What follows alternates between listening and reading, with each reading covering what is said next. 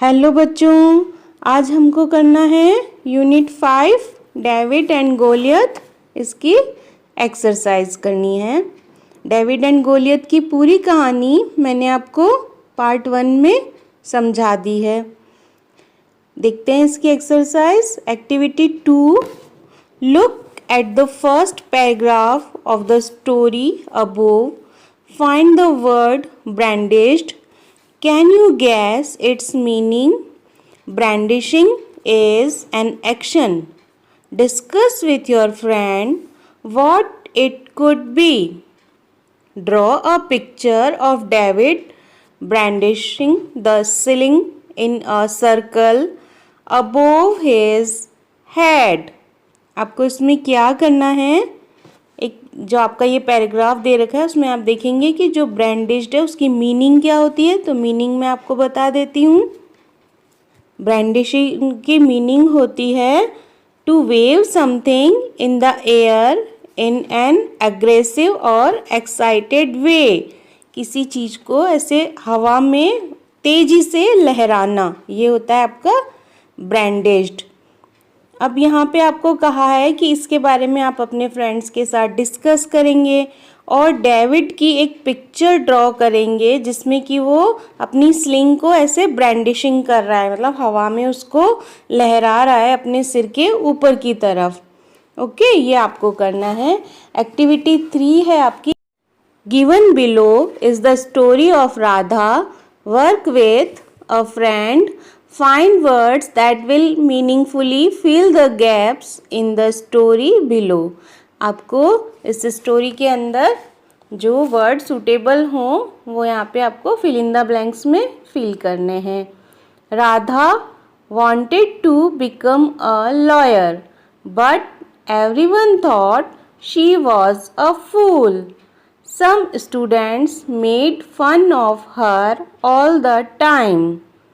But Radha never spoke a word to any of them.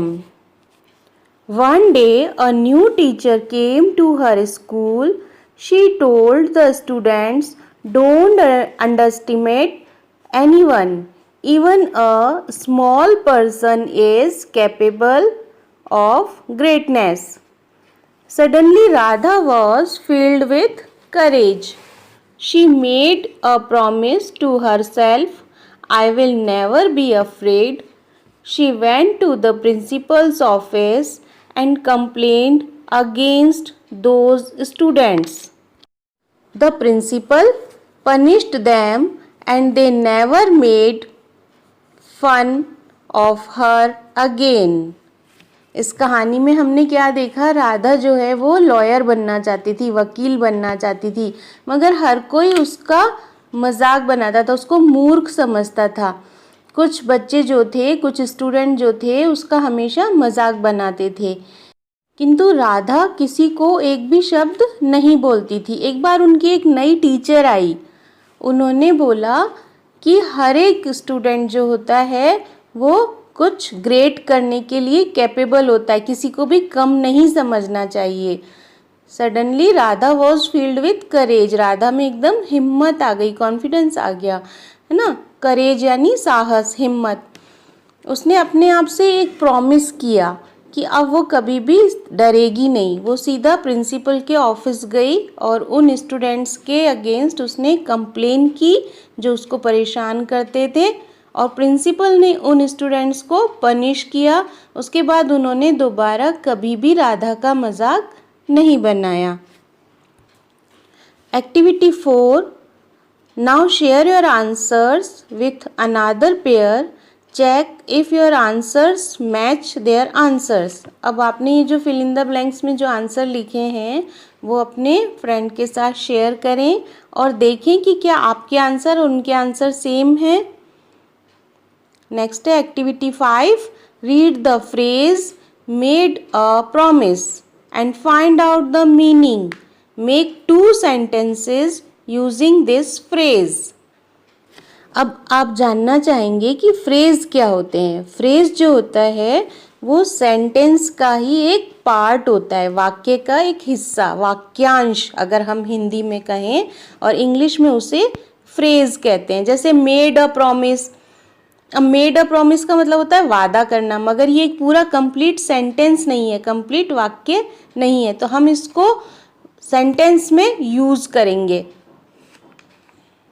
जैसे my mom made a promise to buy new dress for me, मम्मा ने मुझे promise किया है कि वो मेरे लिए नई ड्रेस लाएंगी। My friend made a promise to give me a party, मेरे दोस्त ने मुझसे वादा किया है कि वो मुझे एक पार्टी देगा।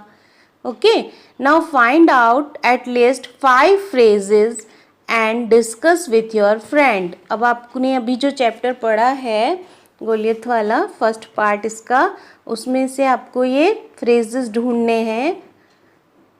फर्स्ट हम देखते हैं इसमें फ्लैट राउंड स्टोन्स, सेकंड है हंग्री लॉयन, थर्ड है long time ago, stay at home, along the river bank. अब ये सब एक सेंटेंस का हिस्सा है, सेंटेंस नहीं है, बट मीनिंगफुल, कुछ तो मीनिंग। फ्लैट राउंड स्टोन्स यानी गोल चपटे पत्थर, हंग्री लॉयन भूखा शेर, लॉन्ग टाइम अगो बहुत समय पहले, स्टे एट होम घर पे रहो, अलोंग द रिवर बैंक नदी के किनारे।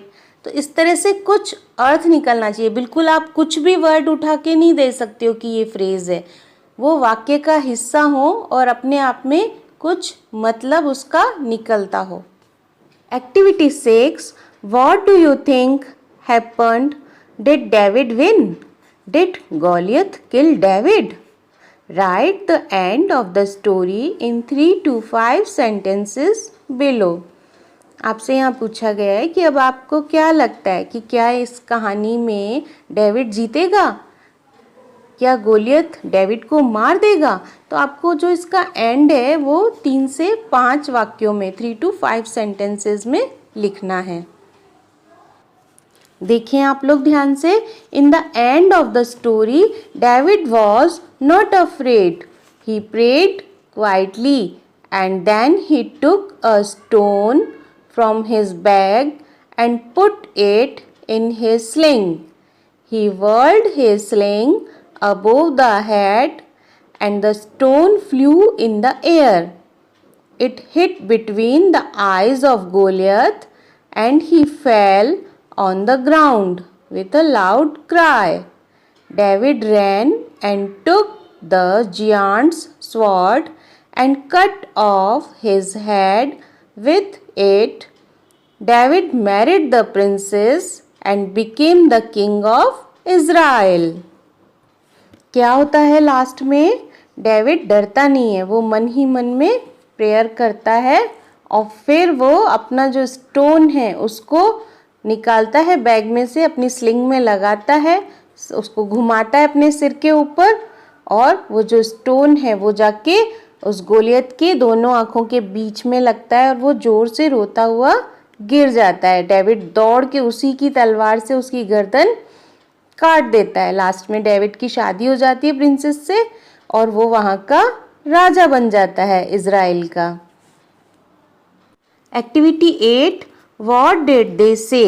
Read the story and find out, right it in the appropriate speech bubble. आपको ये जो स्पीच बबल दे रखे हैं इसमें आपको फिल करना है कि किसने क्या कहा।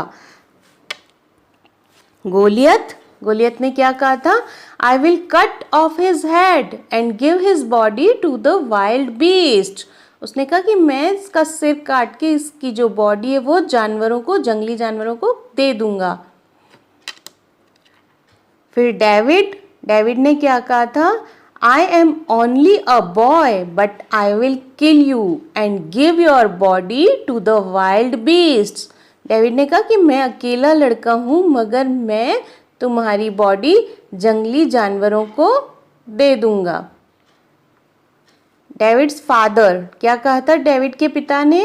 गो and find your brothers in the king's army, give them these bags of flour and these letters before they go to fight.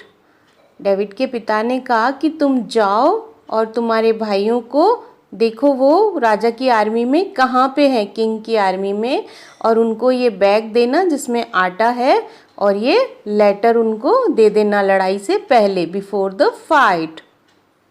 The king ने क्या कहा था? The man who kills the giant Goliath will marry my daughter and I will give him gold and jewels and he will be the richest man in the Israel.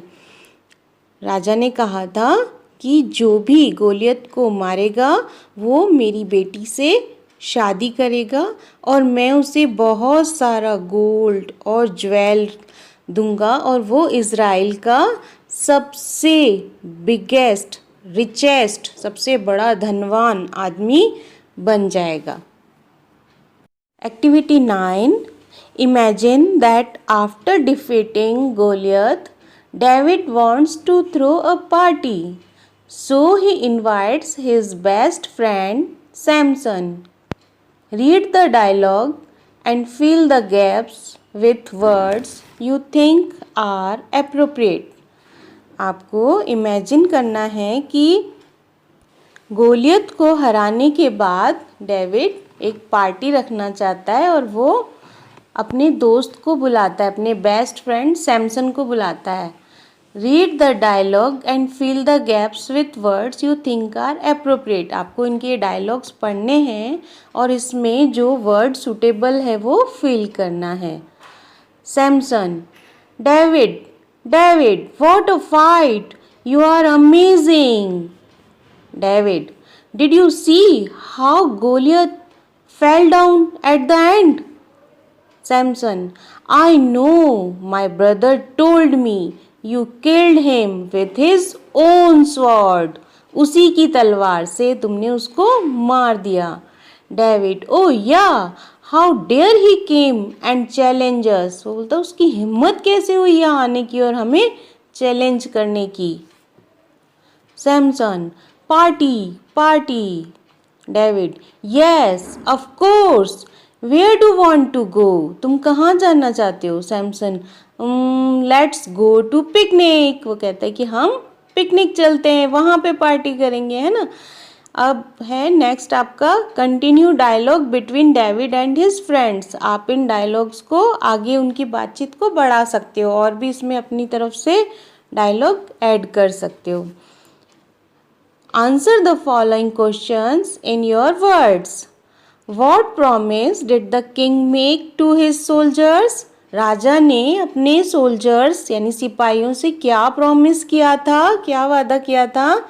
Answer, the king made promise to his soldiers that who killed the giant Goliath will marry my daughter and I will give him gold and jewels. Question 2. What weapon did David kill Goliath with? How? किस हथियार से David ने गोलियत को मारा था और कैसे? David ran and took the giant's sword and cut off his head with it. उसने दौड़ के उस दानव की, उस जियांट की तलवार ली और उसी से उसका सिर कट कर दिया। Question 3. What reward did David get after he killed Goliath? जब डेविड ने गोलियत को मार दिया तो उसको क्या रिवार्ड मिला, क्या सम्मान मिला? आंसर है David married the princess and became the king of Israel. उसकी शादी प्रिंसेस से हुई और वो वहाँ का राजा बन गया। एक्टिविटी 10.